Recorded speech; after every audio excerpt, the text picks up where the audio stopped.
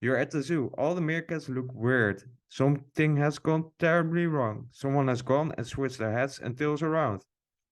So what we have here in this challenge are lists, and the elements are in a reversed order, and we should switch them back. How can we accomplish this? Well, what we can do is the following. We can say array is equal to a new array, and then just switch the elements. So array square brackets 2 will indicate the last element. Then we should have the second element, the middle, and ultimately we have the first element. And that means we start with the head, then the body, and then the tail. Return array.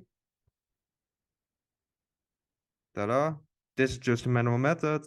It's way easier to use something like slicing.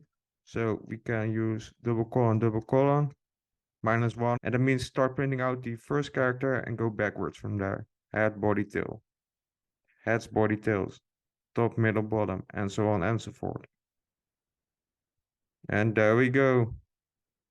Hope this video has been useful. I hope to see you in another video. Ciao.